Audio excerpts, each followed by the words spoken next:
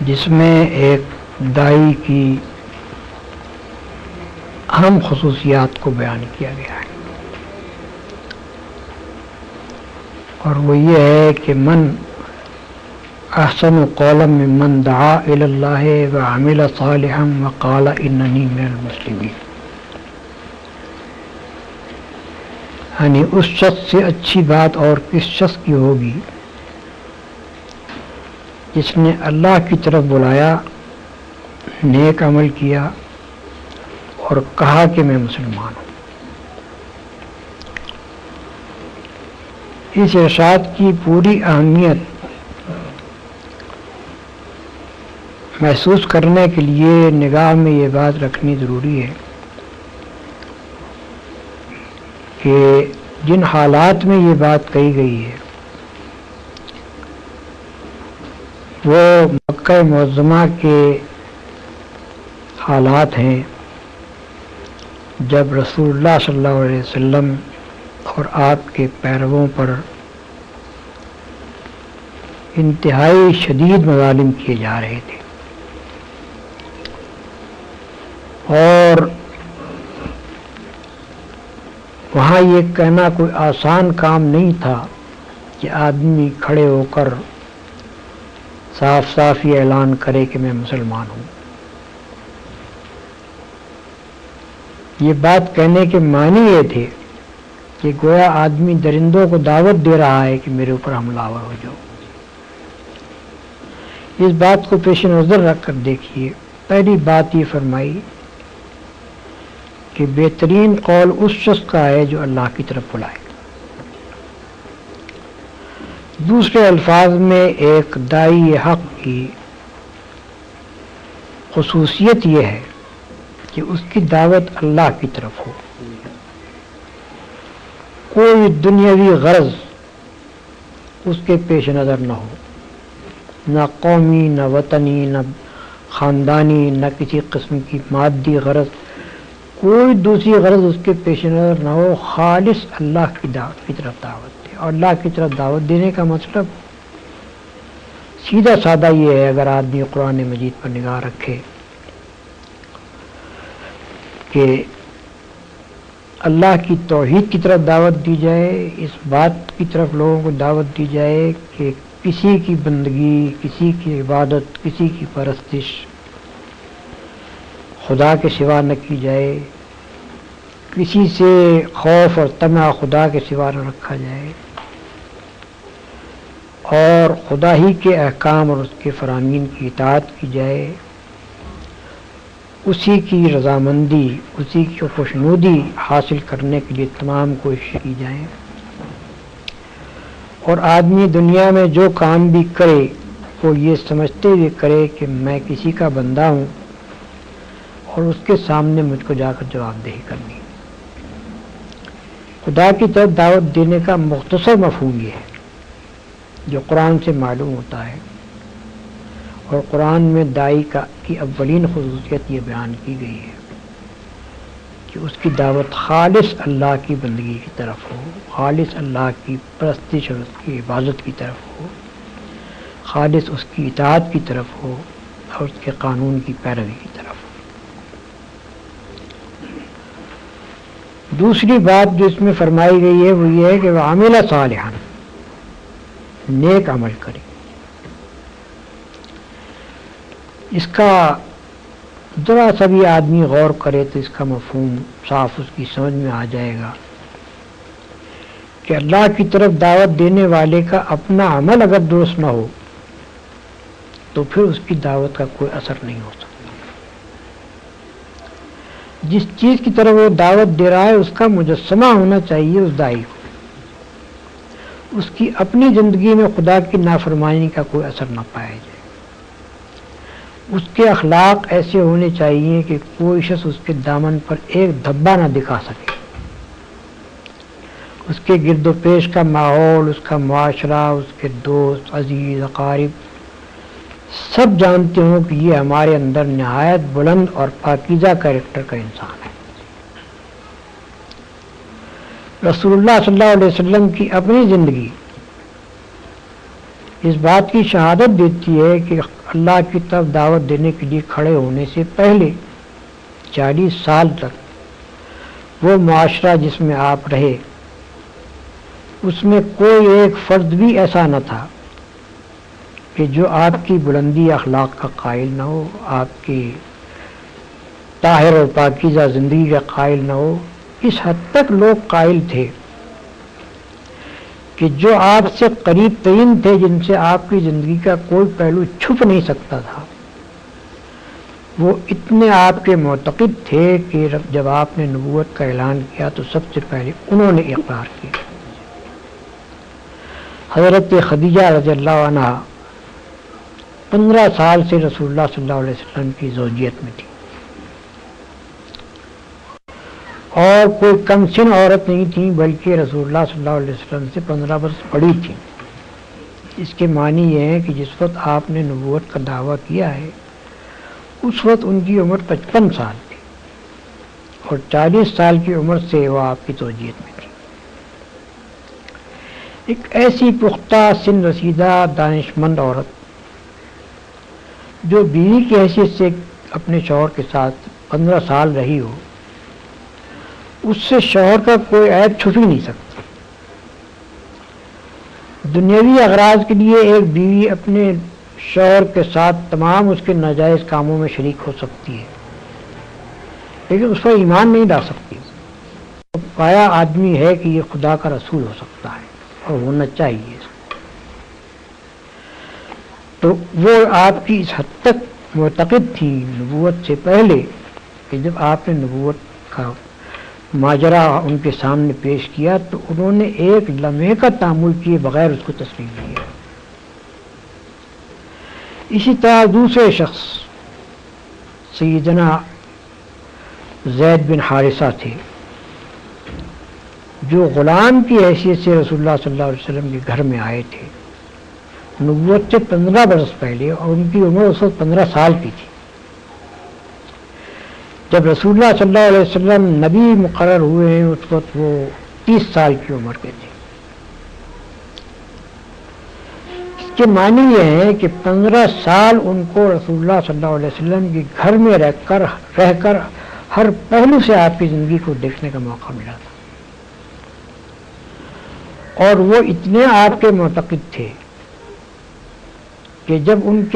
کے والدین کو، ان کے چچا اور ان کے باپ کو پتہ چلا کہ ہمارا بیٹا فلاں جگہ غلامی کی زندگی بسر کر رہا ہے تو وہ مکہ معظمہ آئے حضور کی نبوت سے پہلے، اور انہوں نے آ کر آپ سے کہا کہ آپ کا بڑا احسان ہوگا اگر آپ ہمارے اس بیٹے کو چھوڑ دیں۔ آپ نے فرمایا کہ میں لڑکے کو بلا لیتا ہوں، اگر وہ آپ کے ساتھ جانا چاہے تو میں آپ کے حوالے کر دوں گا، اگر وہ میرے ساتھ رہنا چاہے تو میں ایسا آدمی نہیں ہوں کہ جو میرے ساتھ رہنا چاہے اسے اپنے سے زبردستی الگ کروں۔ انہوں نے کہا کہ آپ نے بہت انصاف کی بات فرمائی، آپ لڑکے کو بلا لیجیے۔ جب حضرت زید آئے ان کے سامنے تو رسول اللہ صلی اللہ علیہ وسلم نے ان سے پوچھا کہ ان لوگوں کو پہچانتے ہو؟ انہوں نے کہا یہ میرے باپ ہیں اور یہ میرے چچا ہیں۔ آپ نے فرمایا کہ یہ تمہیں لے جانا چاہتے ہیں، تم چاہو تو بڑی خوشی سے ان کے ساتھ جا سکتے ہو۔ اس کے باپ اور چچا نے بھی یہی کہا کہ ہم تمہیں لے جانا چاہتے ہیں۔ تو انہوں نے کہا کہ میں نے اس شخص میں ایسی خوبیاں دیکھی ہیں کہ میں اس کو چھوڑ کر اپنے باپ اور چچا اور ماں تک کے پاس نہیں جانا چاہتا ہوں۔ یہ نبوت سے قبل آپ کے اخلاق کی حالت تھی جو آپ کے خادم نے آپ کے متعلق ظاہر ہے۔ اور جب حضور نے نبوت کا دعویٰ کیا، نبی کی حیثیت سے اپنے آپ کو پیش کیا، تو حضرت خدیجہ کے بعد گھر کے لوگوں میں سے حضرت زید بن حارثہ بھی وہ تھے کہ جنہوں نے سب سے پہلے آپ کی نبوت کو تسلیم کیا۔ ایک خادم احسان بند ہو سکتا ہے، ایک خادم وفادار ہو سکتا ہے، لیکن ایک خادم اتنا متاثر نہیں ہوتا اپنے مخدوم سے کہ اس پر ایمان لے آئے. ایمان لانے کے لیے ضرورت اس نے آپ کے اخلاق کو اتنا بلند اور پاکیزہ دیکھا ہو کہ وہ اس کو یہ ماننے میں ذرا تأمل نہ ہو کہ میرا مخدوم جو ہے یہ نبی. اور یہ پیش نظر رکھیے کہ زید بن حارثہ کسی معمولی قابلیت کے آدمی نہیں تھے. مدینہ طیبہ میں جب رسول اللہ صلی اللہ علیہ وسلم کی حکومت قائم ہوئی تو بکثرت میں فوجی مہمات جو آپ نے بھیجی ہیں ان کے سالار لشکر زید بن حارثہ تھے. اس قابلیت کے آدمی تھے وہ، جو بعد میں ظاہر ہوئی. تیسرے حضرت ابو بکر صدیق رضی اللہ تعالیٰ عنہ، وہ نبوت سے قبل 20 سال سے رسول اللہ صلی اللہ علیہ وسلم کے گہرے دوست تھے. ان کی نشست و برخاست آپ کے پاس تھی، اور مکہ معظمہ میں سب سے زیادہ جن دو آدمیوں کی دوستی تھی ان میں سے ایک رسول اللہ صلی اللہ علیہ وسلم حضرت ابو بکر تھے. دوست کا بھی وہ ایک اپنے دوست کو پسند کر سکتا ہے، اس کی باتوں سے اتفاق کر سکتا ہے، لیکن اتنا معتقد تو نہیں ہو سکتا کہ وہ اس کو مان لے کہ یہ نبی ہے. یہ تو اسی وقت ہو سکتا تھا جبکہ آپ کے اخلاق کی انتہائی پاکیزگی و بلندی کے وہ قائل ہوں. ان کا بلا تعمل مان لینا یہ معنی رکھتا ہے کہ 20 سال کی مدت میں خوب اچھی طرح دیکھ کر وہ اس بات کے قائل ہو گئے تھے کہ یہ اتنے بلند پایا اخلاق کا آدمی ہے کہ یہ نبی ہو سکتا ہے، اس کو نبی ہونا چاہیے. حضرت علی رضی اللہ تعالیٰ عنہ، ان کا نام پہلے میں نے اس لیے نہیں دیا کہ اس وقت وہ 10 سال کے تھے، لیکن 10 سال کا بچہ بھی جس کے پاس رہتا ہو حضرت رسول اللہ صلی اللہ علیہ وسلم کے گھر ہی میں انہوں نے پرورش پائی تھی. تو 10 سال کا بچہ بھی جس کے پاس رہتا ہو اس کے عیب و ثواب سے وہ اچھی طرح واقف ہوتا ہے. اس طرح اتنا ذہین آدمی جیسے کہ رسول اللہ صلی اللہ علیہ وسلم کے زمانے نبوت میں حضرت علی سے خصوصیات ظاہر ہوئی، وہ اتنے ذہین تھے کہ ہم کہہ سکتے ہیں کہ ان کا اس بات کو مان لینا کہ آپ نبی ہیں یہ اس کے بغیر نہیں ہو سکتا تھا کہ وہ بھی آپ کے انتہائی بلند و پاکیزہ اخلاق میں قائل ہو. اس لیے عمل صالحاً کا مطلب یہ ہے کہ آدمی جس چیز کو پیش کر رہا ہے لوگوں کے سامنے اس کی اپنی زندگی اس کے ٹھیک مطابق ہو، اور وہ اتنے پاکیزہ کردار اور اخلاق کا آدمی ہو کہ جب وہ اللہ کے راستے کی طرف بلانے اٹھے تو اس کی بات میں وزن ہو، اس کی بات میں اثر ہو، اور لوگ اس بات کو تسلیم کریں کہ یہ واقعی اپنے قول میں سچا ہے. قطع نظر اس کے کہ لوگ مانیں یا نہ مانیں، لیکن یہ تو ان کو ماننا پڑے گا کہ یہ آدمی اپنے قول میں سچا ہے، جو کچھ کہہ رہا ہے وہ اس بنا پر کہہ رہا ہے کہ وہ اس کا قائل ہے. چنانچہ رسول اللہ صلی اللہ علیہ وسلم کا بدترین دشمن ابو جہل، اس نے ایک مرتبہ خود رسول اللہ صلی اللہ علیہ وسلم سے کہا کہ اے محمد، ہم تم کو جھوٹا نہیں کہتے بلکہ جو پیغام تم لائے اس کو جھوٹا کہتے ہیں. یعنی آپ کا بدترین دشمن بھی آپ کی صداقت کا قائل تھا.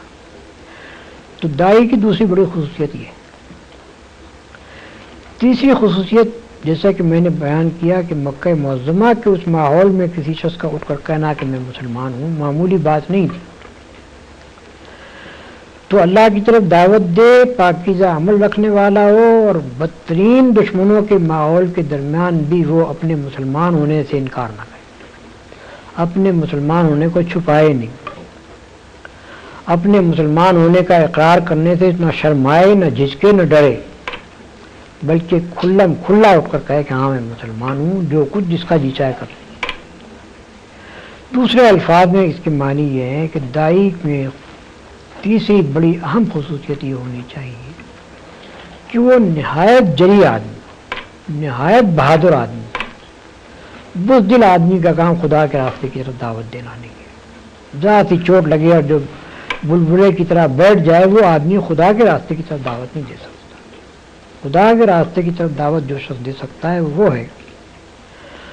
جو سخت سے سخت دشمنی کے ماحول میں، مخالفت کے ماحول میں، خطرات کے ماحول میں اسلام کا علم لے کر اٹھ جائے اور کوئی پرواہ نہ کرے کہ نتائج کیا ہو. رسول اللہ صلی اللہ علیہ وسلم کی اپنی ذات اس شجاعت کا مکمل نمونہ تھی۔ مکہ معظمہ میں کھلم کھلا آپ نے دعوت اسلام پیش کی،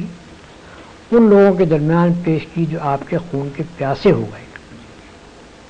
جنہوں نے کوئی کسر اٹھا رکھی آپ کو ظلم کا نشانہ بنانے میں اور آپ کے ساتھیوں کو ظلم کا نشانہ بنانے میں، لیکن ایک لمحے کے لیے بھی آپ نے اپنی دعوت کو چھوڑنا قبول نہیں کیا، بلکہ مسلسل 13 سال تک اس ماحول میں اپنی دعوت پیش کرتے چلے گئے اور ہر قسم کی سختیاں مصیبتیں برداشت کرتے چلے گئے۔ مدینہ طیبہ پہنچنے کے بعد جو حالات پیش آئے، بڑی خطرناک لڑائیوں میں جہاں کہ بعض اوقات صرف تنہا آپ رہ گئے تھے یا 2-3 آدمی آپ کے ساتھ تھے، اس حالت میں بھی رسول اللہ صلی اللہ علیہ وسلم کا قدم کبھی پیچھے نہیں ہٹا، بلکہ غزوہ حنین کے موقع پر جبکہ مسلمانوں کو تقریباً شکست ہو گئی تھی اور لوگ بھاگے چلے جا رہے تھے، اس وقت یہی نہیں کہ رسول اللہ صلی اللہ علیہ وسلم اپنے مقام پر رہے، نہیں بلکہ برابر آگے بڑھتے چلے دشمنوں کی طرف،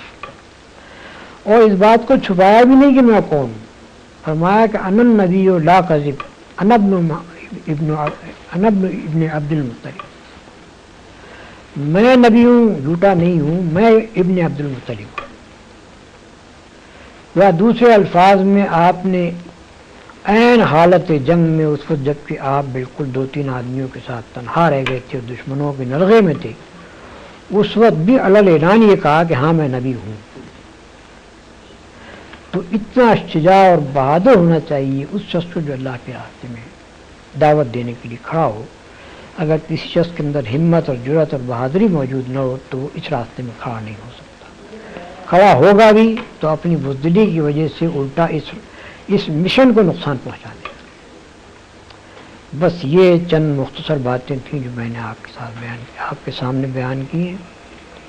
اگر ان پر غور کی جائے تو یہ بجائے خود دعوت اللہ کے متعلق ایک مکمل پروگرام ہے، اور اس کے اوپر جہاں بھی دعوت کا کام کیا جائے یہ 3 خصوصیات آدمی کے اندر ہونی چاہیے۔ باخر دعوانا الحمدللہ رب العالمین۔